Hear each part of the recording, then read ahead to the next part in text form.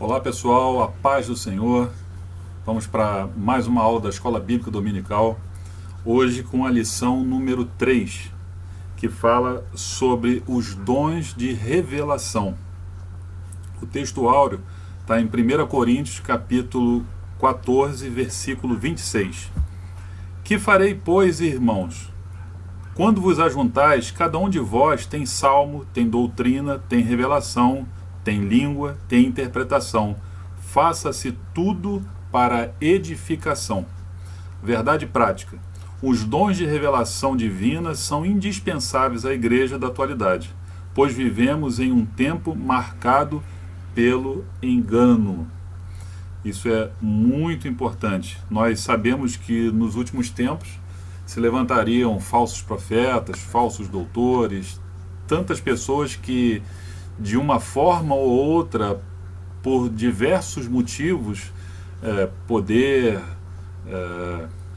influência, dinheiro e outras coisas que em nada tem a ver com a obra de Deus, essas pessoas tentariam se utilizar de falsos dons, falsas profecias para iludir. E essas pessoas estão aí. Estão espalhadas e numa quantidade absurda. Então, a cada dia que a gente para ler a palavra, para pedir discernimento ao Espírito Santo, para ouvir uma pregação, uma aula de escola bíblica dominical, fazer um curso de teologia, ouvir um seminário de tantas pessoas que têm o que passar para a gente, você está dando um passo mais longe dessas pessoas. Porque do momento que o seu ouvido está doutrinado pelo Espírito Santo, quando você começa a ouvir bobagem, na mesma hora você para. Na mesma hora.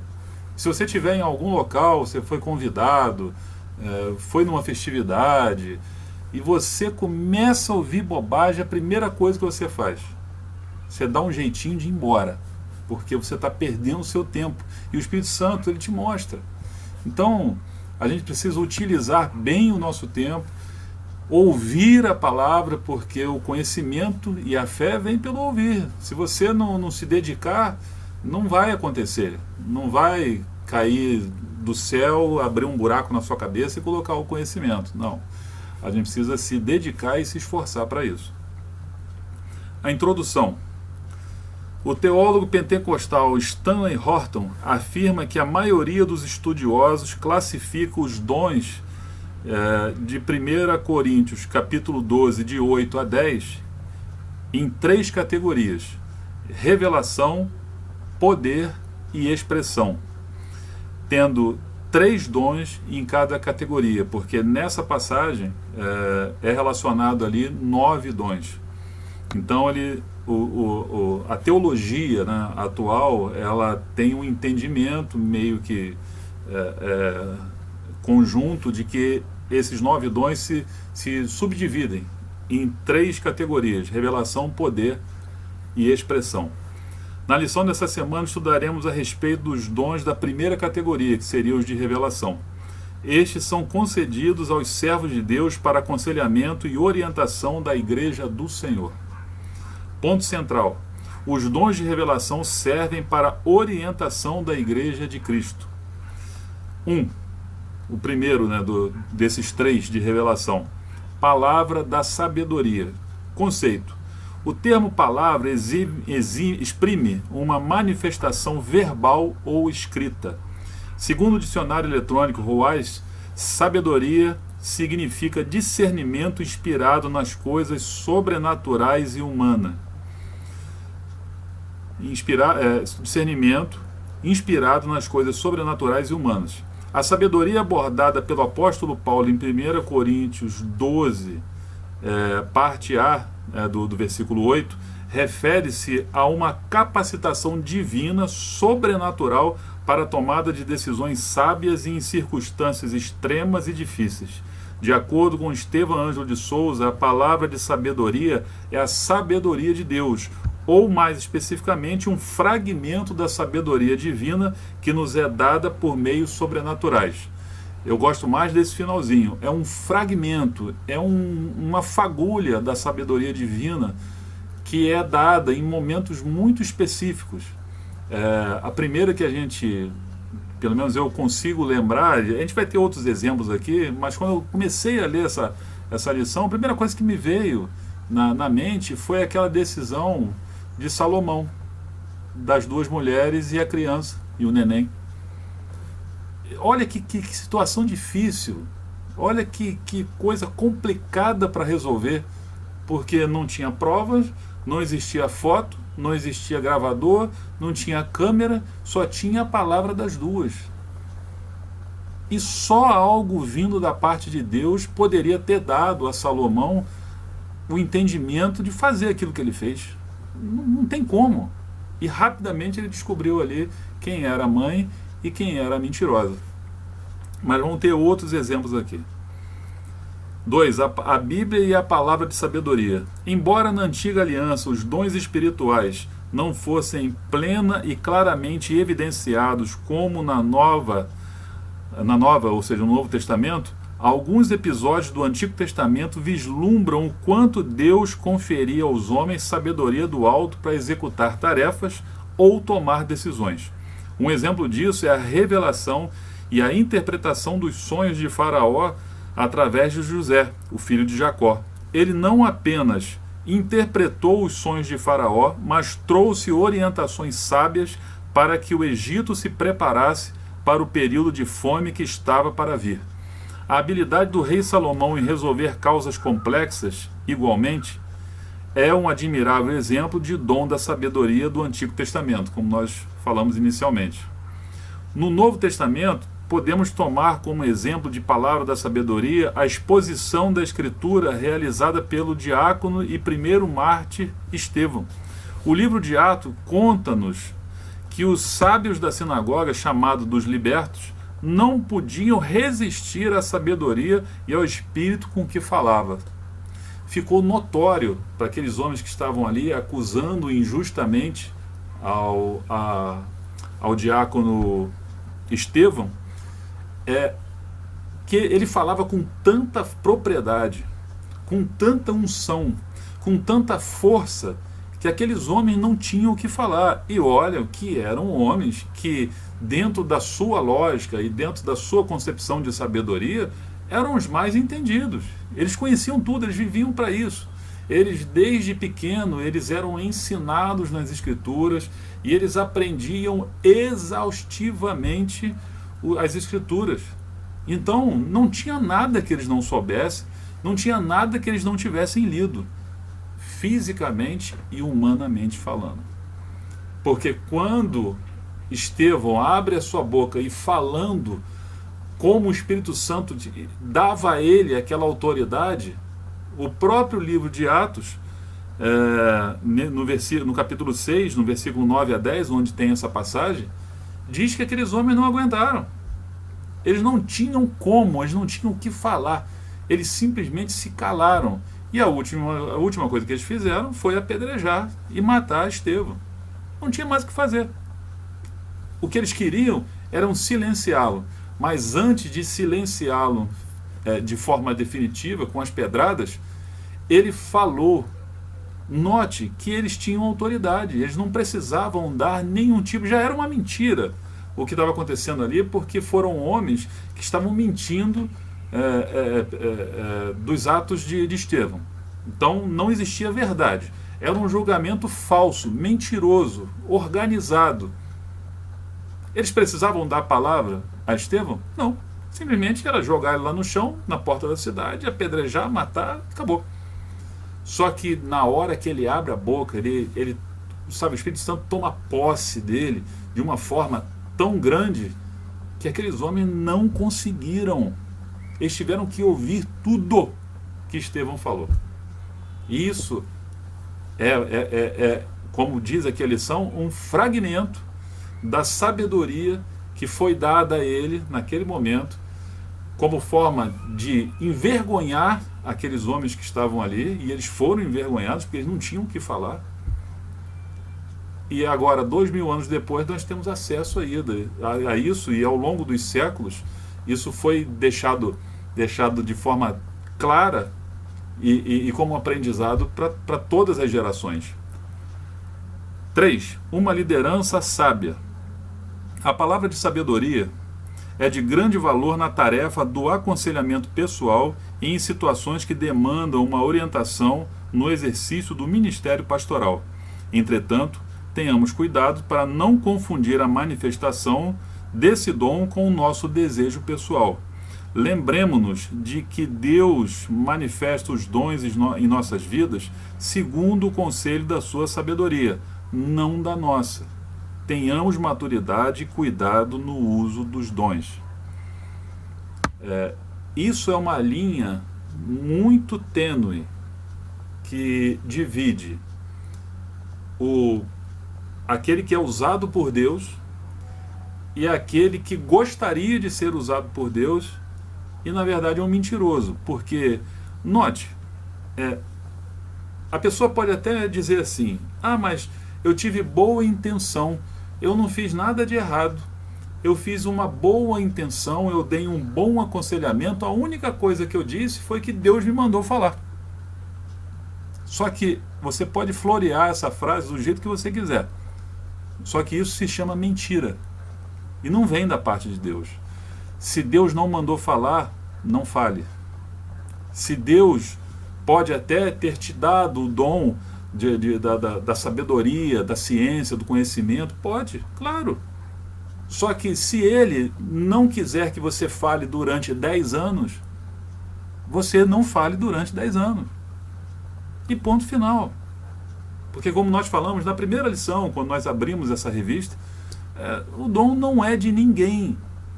O dom é emprestado, não pertence a ninguém, não é para uso próprio, não é para uma manifestação pessoal, não é para engrandecimento pessoal, é simplesmente para ser usado na obra de Deus. Ponto. Não tem variação disso aí, não tem nenhuma forma onde você consiga encaixar uma outra finalidade. É para a obra de Deus. Ele deu o dom, ele emprestou esse dom para que fosse usado na obra de Deus. Não para enriquecimento, engrandecimento, para autoajuda, para alimentar o ego, tudo isso. Larga para lá. Não funciona desse jeito.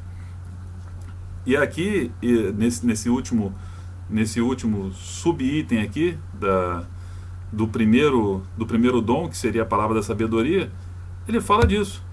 Os dons em nossa vida, segundo o conceito da sua sabedoria, não nossa. Não é a nossa sabedoria, é dele. É um fragmento do que ele bondosamente está permitindo que nós usemos.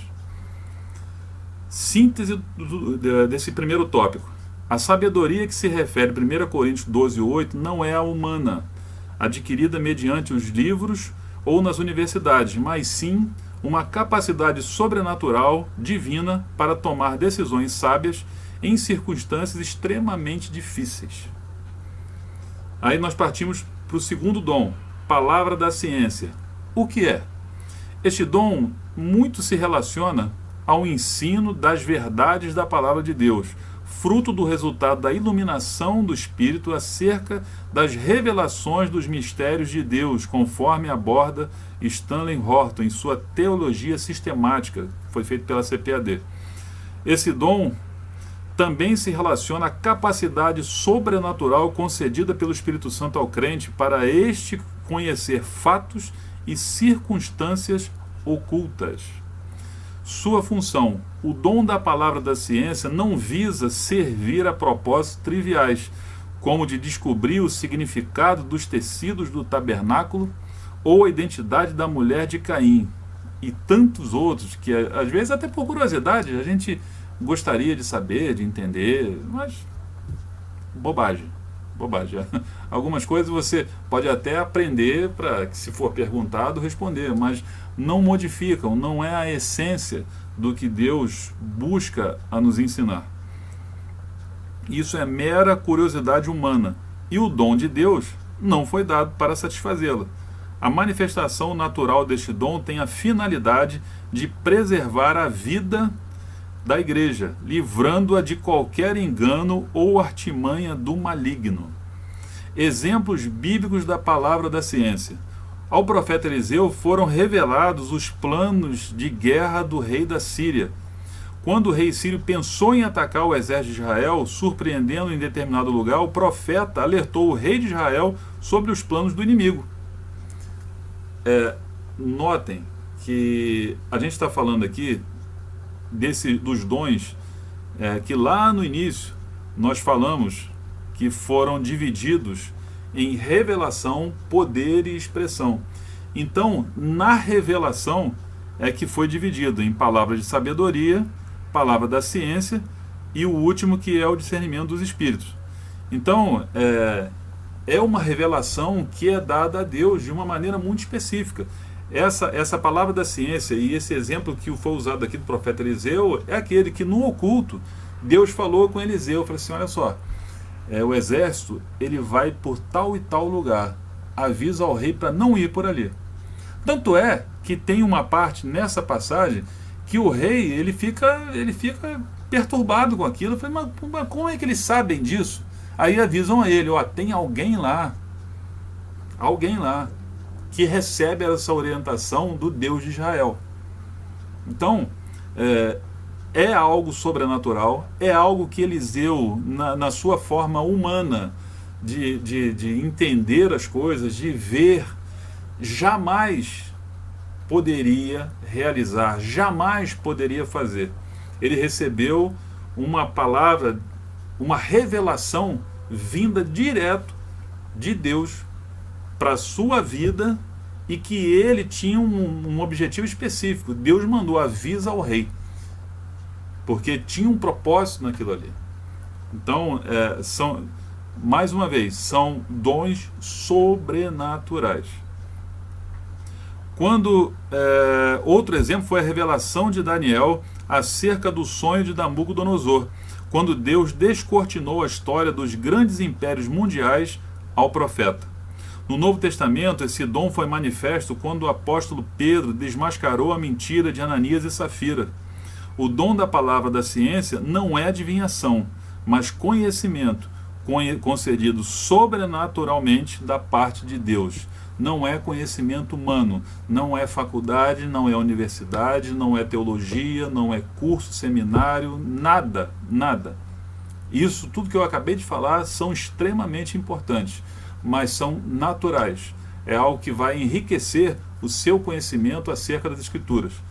Revelação, dom de revelação, é algo sobrenatural.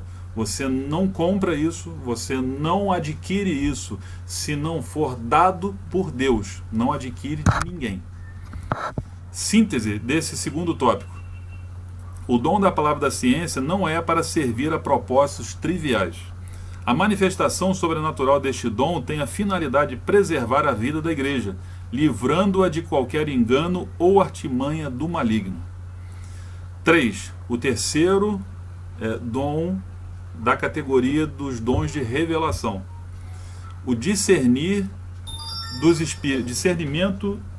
dos espíritos. O dom de discernir os espíritos é uma capacidade sobrenatural dada por Deus ao crente para discernir a origem e a natureza das manifestações espirituais.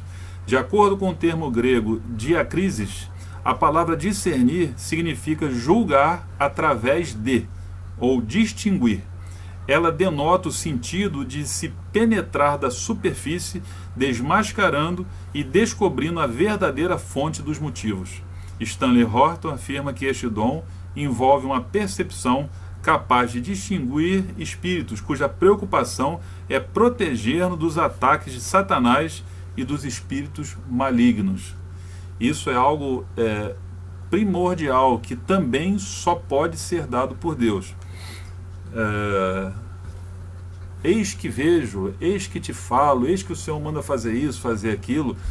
Nós cremos que Deus continua usando os homens e mulheres de Deus. Continua e vai continuar até a igreja ser arrebatada. Sempre. Nós cremos nisso. Só que a quantidade de pessoas que falam bonito, que conhecem as Escrituras e as distorcem em benefício próprio, também cresce a cada dia. E só o Espírito Santo para discernir. Você imagina, você precisa de algo muito importante para a sua vida, você tem uma necessidade importantíssima, quem sabe até de vida ou morte, e de repente chega alguém para você e diz exatamente o que você precisa. Se você não tiver o discernimento do Espírito Santo, a primeira coisa que você vai fazer é aceitar aquilo como verdade. E você não está errado. Sabe por quê? Porque é humano. Porque nós somos humanos. Nós buscamos a revelação de Deus. Mas a nossa mente, os nossos ouvidos, eles são naturais. E se nós temos uma necessidade importante e alguém chega dizendo que aquilo vai acontecer hoje, não é algo que você quer ouvir, não é algo que eu quero ouvir, lógico, é claro, sem nenhum tipo de hipocrisia, isso é bobagem, isso é uma falsa cristandade, né, de uma capa de super cristão. Não, irmão, nós somos naturais. Todo mundo gosta de ouvir sim, todo mundo gosta de ouvir coisas boas, todo mundo gosta de revelações que nos afagam o coração, que acalmam o nosso coração, claro. Mas a maturidade nos ensina que até aquilo que nós ouvimos que seja bom para os nossos ouvidos, tem que passar pelo crivo do Espírito Santo. Aí sim, você pode até se decepcionar e ter a certeza que você na verdade ouviu uma mentira, mas você não está sendo enganado. E é isso que a gente busca, não ser enganado. 2. As fontes das manifestações espirituais. Ao longo das Escrituras, podemos destacar 3 origens das manifestações espirituais no mundo: Deus, o homem e o diabo. É simples dessa forma. As fontes para as revelações e as manifestações só partem dessas 3 fontes. Se for destacar de outra forma, o bem, o mal e no meio nós, os seres humanos. Porque pode ser algo maligno que está sendo levantado, pode ser algo da parte de Deus que está sendo colocado, e pode ser aquilo que nós estamos falando desde o início da lição, uma invencionice humana, alguém que gostaria de ter o dom da revelação, alguém que se sente afagado no seu ego quando ele inventa algo e as pessoas, ele vê nos olhos das pessoas a felicidade sabe, como ela é tratada, porque é um profeta, em tal lugar tem um profeta. Isso se desmascara e isso desaparece com a mesma velocidade que aparece, porque as manifestações da parte de Deus, elas são específicas, têm características próprias, têm momentos para acontecer e não são reguladas pelo homem. Eu me lembro que há muitos anos, eu não era evangélico, mas eu visitei uma igreja, eu fui convidado e eu sempre fui observador. Eu vi um fato que eu nunca mais esqueci. Tinha um momento que era o momento das revelações. Eu não entendi aquilo. Eu falei assim, mas tem um momento? Mas como eu não conhecia as Escrituras, achei até que aquilo fosse normal. Depois, com o conhecimento que você vai adquirindo, e não precisa ser muito, você percebe que não funciona dessa forma. Porque, primeiro, a maior revelação, a mais linda e mais completa é a própria palavra. Ponto. Agora, a revelação que é dada de maneira particular e visando atender uma necessidade de alguém através de uma manifestação do Espírito Santo, não pode ser doutrinada ou ter o horário para acontecer. Primeiro é a palavra introdutória, depois tem a palavra de oferta, tem os louvores, tem a pregação, aí tem uns 10 ou 15 minutos onde o Espírito Santo vai revelar a vontade. Aí é com ele. Não funciona assim. Porque se num determinado culto não houver uma revelação direta para ninguém, houve a revelação da palavra. Acabou. Acabou. Se mantenha atento, se mantenha ligado no culto, se mantenha com a sua percepção espiritual atenta, e você vai ver que as escrituras estão sendo descortinadas. Porque senão vai ser igual aqueles dois no caminho de Emaús. Eles estavam com Jesus. Andaram. Ainda chamaram a atenção dele. De onde tu é? Não está sabendo de nada? Estavam falando com o próprio Deus. Só que eles não estavam atentos espiritualmente. A mesma coisa acontece quando a gente entra para assistir um culto e não consegue se desligar das coisas que estão ao nosso redor. Deus está querendo e falando. Querendo não, Ele está falando com a gente. E a gente não ouve. Ainda sai e pensa assim, puxa, Deus não falou comigo. Não foi Deus que não falou, foi eu que não ouvi. Tem uma diferença enorme. Tem um abismo entre essas duas afirmações. Uma profecia, por exemplo, pode ser fruto da ordem divina ou da mente humana, ou ainda de origem maligna. Como saber? Aqui, o dom de discernir os espíritos tem o papel essencial de preservar a saúde espiritual da congregação, segundo nos ensina o pastor Estevão Ângelo. O discernimento de espíritos não é habilidade para descobrir as faltas alheias. O dom não é uma permissão para julgar a vida dos outros. Boa essa. O dom não é uma permissão para julgar a vida dos outros. Discernindo as manifestações espirituais. A palavra de Deus nos ensina... A palavra de Deus nos ensina que os espíritos devem ser provados. Toda palavra que ouvimos em nome de Deus deve passar pelo crivo das Escrituras, das Sagradas Escrituras, pois o Senhor Jesus nos advertiu sobre os falsos profetas. Ele ensinou-nos de que os falsos profetas são conhecidos pelos frutos que produzem, isto é, pelo caráter. Os falsos profetas são conhecidos pelos frutos que produzem. Eu até acrescentaria que ou são frutos estragados ou pela falta dos frutos. Pode até fazer uma árvore enorme e dizer que dali as pessoas vão se alimentar e não tem nada. Muito mal tem as flores, mas não sai um fruto, não sai nada. Ou se sair, sai estragado. Jesus conhece o segredo do coração humano, mas nós não. E por isso, precisamos do Espírito Santo para revelar-nos a verdadeira motivação daqueles que falam em nome do Senhor.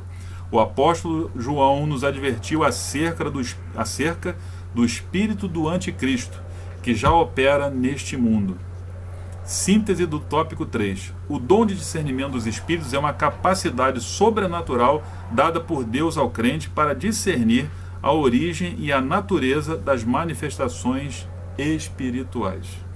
Concluindo a lição de hoje, a Igreja de Jesus necessita dos dons de revelação para discernir entre o certo e o errado, entre o legítimo e o falso. Os falaciosos ensinos e as manifestações malignas podem ser desmascarados pelo dom do discernimento dos espíritos.